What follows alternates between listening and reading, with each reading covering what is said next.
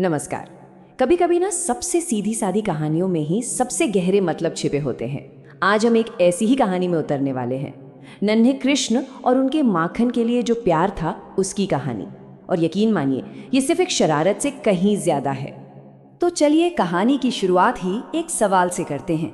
जरा सोचिए, एक ऐसा गांव जहां हर सुबह की सबसे बड़ी चर्चा बस एक ही होती है, आखिर ये सारा माखन जा कहाँ रहा है? कौन है ये माखन चोर? चलिए इस मीठे से रहस्य को परत दर परत खोलते हैं। तो कहानी का सीन सेट होता है गोकुल में, एक बहुत ही शांत प्यारा सा गांव, जहां सबसे कीमती चीज, सबसे बड़ा खजाना था ताजा ताजा बना हुआ माखन। लेकिन इस खजाने पर किसी की नजर थी। गोकुल में ना जिंदगी बड़ी सीधी सादी थी और सबसे बड़ी खुशी थी घर का बना हुआ मक्खन। पर जरा सोचिए, सुबह सुबह नींद खुले और पता चले कि माखन की मटकी तो भाई पूरी खाली है। गांव में ये तो जैसे रोज की बात हो गई थी और सबको अंदाजा था कि इस शरारत के पीछे कौन है। तो चलिए अब पर्दा उठाते हैं इस माखन चोर के राज से। और ये कोई ऐसा वैसा चोर नहीं था, बल्कि एक ऐसा नटखट बच्चा था जिसकी शैतानियों से पूरा गांव परेशान भी रहता था और सच कहें तो खुश भी। जी हाँ, ये कोई और नहीं, हमारे प्यारे नन्हे कृष्ण ही तो थे।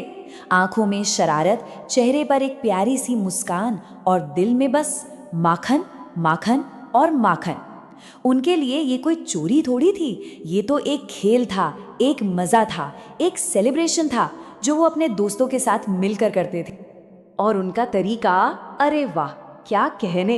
पहले तो अपनी पूरी वानर सेना मतलब दोस्तों की टोली इकट्ठी होती थी, फिर बनता था एक ह्यूमन पिरामिड जो सीधा ऊपर लटकी माखन की मटकी तक पहुंचता।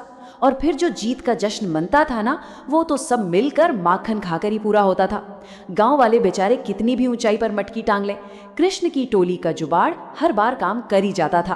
पर भाई, हर शरारत का कोई ना कोई नतीजा तो निकलता ही है। और कृष्ण की इन शरारतों का नतीजा होता था माँ यशोदा के दरवाजे पर लगी शिकायतों की एक लंबी कतार। ये तो रोज का ही नाटक था। कोई ना कोई गोपी माँ यशोदा के पास शिकायत लेकर पहुंच जाती। यशोदा मैया, तुम्हारे लाला ने आज फिर हमारा सारा माखन सपाचट कर दिया। और उनकी आवाज में ना गुस्सा कम और प्यार भरी शिकायत ज्यादा झलकती थी। और उसके बाद का सीन तो देखने वाला होता था।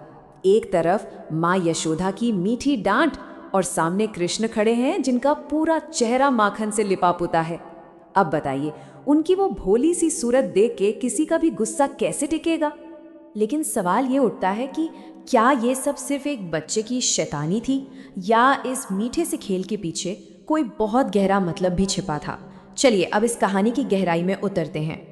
असल में कृष्ण की ये हर हरकत एक लीला थी। लीला यानी एक डिवाइन प्ले, एक दिव्य नाटक, जिसका मकसद ही ये था कि खेल खेल में हंसते हंसते जिंदगी के बड़े बड़े सबक सिखा दिए जाएं। ये हमें बताता है कि भगवान से जुड़ने का रास्ता हमेशा गंभीर और मुश्किल हो, ये जरूरी नहीं, वो आनंद से भरा भी हो सकता है। तो आखिर इस माखन की मटकी से हमें क्या सबक मिलते हैं?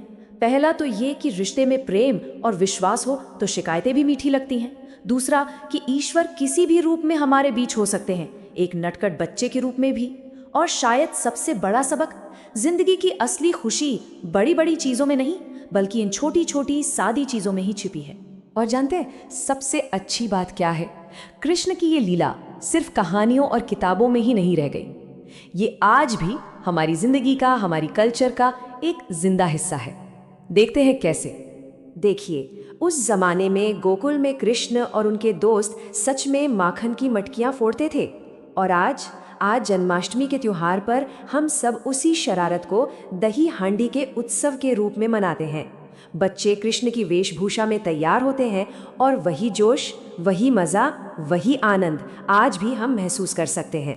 तो आखिर में ये कहानी हमें एक बहुत ही प्यारे सवाल के साथ छोड़ जाती है। जिंदगी का सबसे बड़ा सुख, सबसे बड़ा आनंद असल में है कहाँ? शायद इसका जवाब कृष्ण की उसी माखन भरी मटकी में है। मतलब जिंदगी के वो छोटे छोटे मीठे पल जिन्हें हम सब मिलकर एक दूसरे के साथ बांटते हैं।